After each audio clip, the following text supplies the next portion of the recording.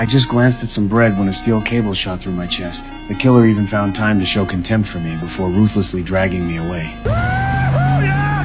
My blood is practically sparking from friction, but the next day, the killer was shot through in the same spot. Dead as I was, I had somehow come back to life and used the same method to send the killer to meet God. I've died 138 times. Every day I resurrect at the same time, and then a whole gang of killers comes after me. Some with knives, some with Gatling guns, some with grenade launchers, some with bombs. No matter how many times I come back to life, I've never managed to survive past 1247. No matter how much I fight back, I always end up getting killed by the assassins working together. My life is truly on hell mode. Until my 145th resurrection, things finally took a turn. I gave up resisting and decided to use my resurrection time to spend more time with my son. When I walked out of the underground mall with my child, I suddenly noticed it was already 12:50. This was my highest survival record. Why hadn't any killers appeared during this time? I remembered I had just been underground, where there was no signal. That meant there was a tracker on me. At that moment, the killers appeared again. I chose not to fight back, but immediately hugged my son. Although I was ultimately killed by the assassins, being able to protect my son from harm left me deeply satisfied. After resurrecting again, I grabbed a killer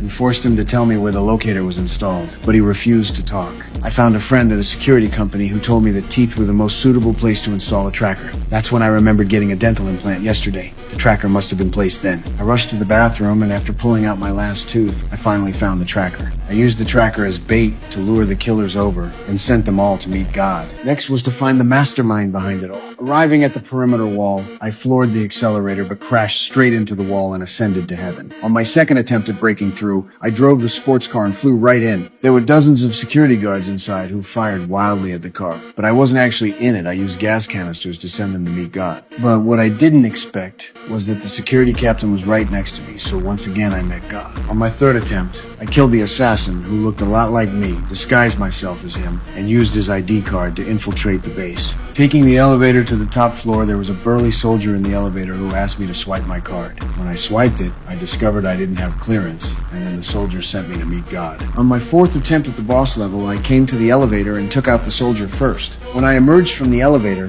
security guards outside were all pointing guns at me. I simply sent myself to meet God directly. The guards were collectively stunned when they saw this. On my fifth attempt, after taking out the soldier, I discovered there was actually a camera in the elevator. No wonder so many guards were waiting for me outside. Dear God, here I come. On my sixth attempt, I disguised myself as the soldier and finally wasn't caught on camera. Arriving at the boss hall, I found that sword-wielding woman waiting for me there. I had a gun. She had a blade. I thought I would win, but the sword woman's movements were so unpredictable I couldn't hit her at all. She sliced my pistol in half with one stroke, then sent me to meet God. On my 152nd resurrection, I got hold of a submachine gun and fired